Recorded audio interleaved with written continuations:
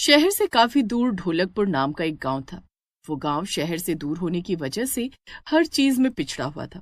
गांव के लोग एक छोटे से कस्बे में रहते थे। यहाँ का वातावरण शांति से भरा हुआ था।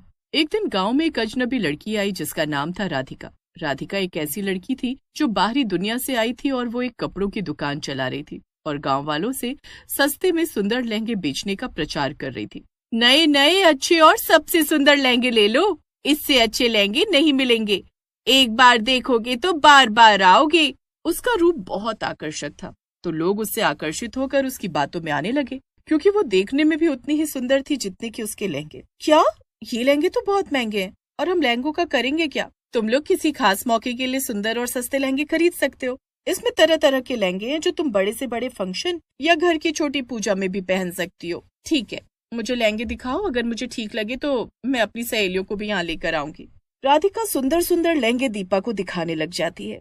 समय के साथ 10 दिन के अंदर बहुत सारे लोग राधिका से लहंगे खरीद लेते हैं। वो वाकई में सुंदर और सस्ते लहंगे होते हैं।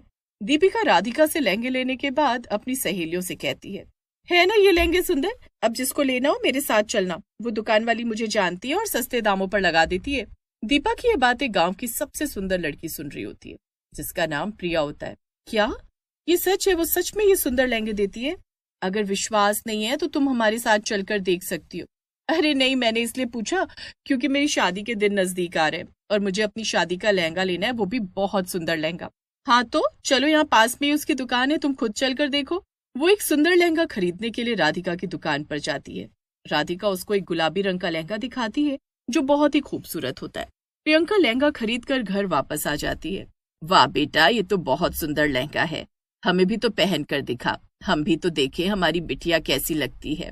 प्रिया ने वो लहंगा पहना। उसको महसूस हुआ कि कुछ गड़बड़ है। उसके शरीर में जैसे कोई घुसने की कोशिश कर रहा है। उसका दिल तेजी से धड़कने लगा। उसके शरीर में थरथराहट होने लगी। जब उसने खुद को शीशे में देखा तो डर गई। प्रिया ने अपनी माँ को बताया, माँ मुझे लगता है कुछ गलत है, ये लहंगा मुझे डरावना महसूस करा रहा है। नहीं बेटा, ऐसा नहीं है, तुम्हारी शादी है ना तो तुम्हें मानसिक तनाव हो रहा है, इसलिए तुम ये सब सोच रही हो। बस इतना मत सोचो, सब ठीक होगा। तुम देखो कितनी सुंदर लग रही हो इस लहंगे में, मेरी बेटी को किसी की नजर ना लगे। लेकिन प्रिया का डर सच निकला और अगले दिन वो अचानक गायब हो गई। पूरे गांव में हड़कंप मच गया। लोग उसके घर गए लेकिन वो कहीं दिखाई नहीं दी। मेरी बेटी सही कह रही थी, मैंने ही नहीं सुना। प्रिया की गुमशुदगी ने गांव वालों को और ज्यादा चिंतित कर दिया। हर कोई ये सोचने लगा कि क्या राधिका का लहंगा खरीदने से कोई संबंध हो सकता है। जैसे ही प्रिया गायब हुई, गांव में और भी अजीब घटनाएं होने लगी। जो भी राधिका का लहंगा ले रहा है, एक के बाद एक लोग या तो गायब हो गए हैं या फिर उन्हें गंभीर मानसिक परेशानियों का सामना करना पड़ रहा है। हाँ, ये तो तुम बिल्कुल सही कह रहे हो। आखिर कहानी क्या है उसके लहंगे में? लहंगे इतने सुंदर थे कि कोई भी उनके लालच में आ जाता था। ऐसे एक दिन राधिका की दुकान पर काम करने वाली एक लड़की सिम्मी ने सोचा, आज मालकिन कहीं बाहर गई है, यही समय है लहंगा पहनकर देखने का। वो भी एक लहंगा अपने घर ले आई और रात को उसे पहनने लगी। जैसे ही सिम्मी ने वो लहंगा पहना, उसकी आंखों में भी वही डरावनी चमक आ गई जो प्रिया में थी। सिम्मी अचानक चिल्लाई और घर से बाहर भाग गई। लो, अब सिम्मी भी नहीं मिल रही है।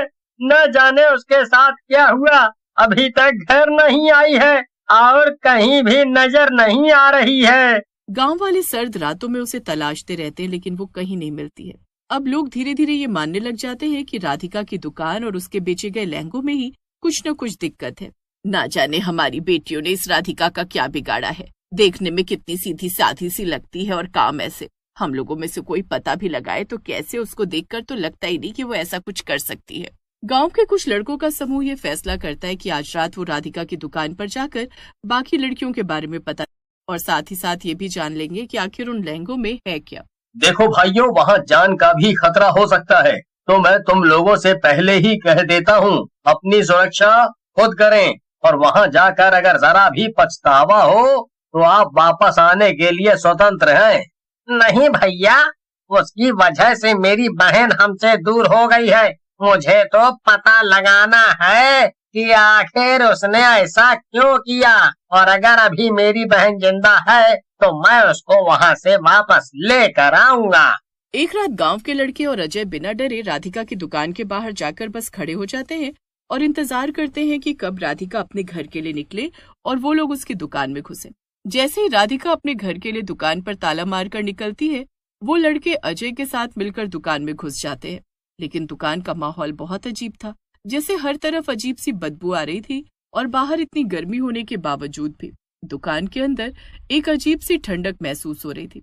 तुम सब यहाँ देखो, मैं उस खाली कमरे को देख कर आता हूँ। खाली कमरे को देख अजय डर जाता है क्योंकि राधिका वहां बैठी होती है। तुमने क्या जानने का निश्चय किया है अजय? राधिका एक चुड़ैल रूप में सामने आती है। तुमने बहुत कुछ देखा है लेकिन तुम कुछ भी नहीं समझ पाए हो। मुझे देखकर भी नहीं समझे कि मैं कौन हूँ। तुम गांव वालों से और उम्मीद भी क्या की जा सकती है? चलो मैं ही बता देती हूँ। मैं एक प्राचीन चुड़ैल हूँ जो हजारों सालों से जिंदा है और इतने सालों की शक्तियाँ मैंने उन लहंगों में डाल दी हैं। जिसको जो भी पहनता है वो मेरे कब्जे में आ जाता है। लेकिन तुमको सबको कब्जे में करने की क्या जरूरत है? अच्छा तो ऐसा है कि मैं जितनी लड़कियों को अपने कब्जे में करती हूँ उतनी ताकत मुझ में आती जाती है। शहर के लोग बहुत चालाक होते हैं और गांव के लोग भोले भाले, तो मैंने यहाँ की लड़कियों को अपना शिकार बनाया और मुझे काफी मजा भी आ रहा है। कितनी मासूमियत से वो मेरा लहंगा पहनकर मेरी तरफ चली जाती हैं। अब मैं तुम्हें ये सब नहीं करने दूंगा। उन सभी लड़कियों का अपना अपना परिवार है।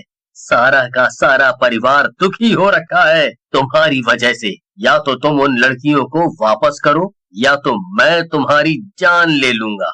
तू मेरी जान लेगा? अच्छा मजाक है। तेरे साथ और कितने आए मेरी जान लेने के लिए? तुम सारे भी मिल जाओगे तो भी मेरी जान कोई नहीं ले सकता। मैं कोई मामूली चुड़ैल नहीं हूँ, बहुत पुरानी हूँ।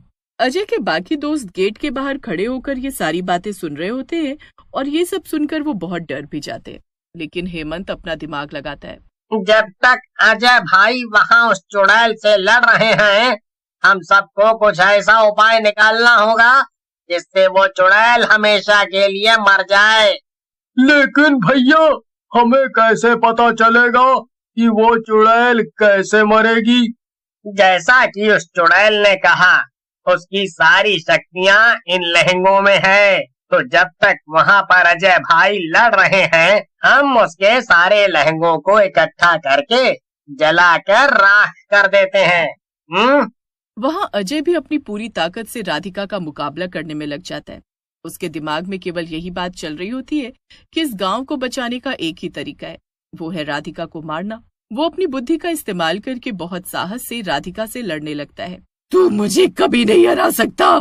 चुड़ैल गुस्से से अजय को नीचे पटक देती है और अपनी शक्तियों का उपयोग कर उसको बहुत मारती है कि तभी उसको एक जलन महसूस होने लगती है। ये मुझे क्या हो रहा है? मैं जल क्यों रही हूँ? बाहर हेमंत और बाकी लड़कों ने राधिका के लहंगे इकट्ठे कर उनमें आग लगा दी होती है। उसी कारण से चुड़ैल जलने लगती है। आखिरकार हमने राधिका को हराकर उसकी शक्तियों को नष्ट कर दिया। अब इसके लहंगे की राख को भी जल्दी से बोतल में भर देते हैं ताकि वो कभी वापस ना आए। सब वैसा ही करते हैं और उसके बाद राधिका की आत्मा पूरी तरह से मुक्त हो जाती है। गांव वालों को राहत मिलती है और जो लोग गायब हो गए होते हैं वो वापस लौट आते हैं। राधिका की मौत के बाद गांव में सब कुछ सामान्य हो जाता है। लोग फिर से खुशहाल जिंदगी जीने लगते हैं।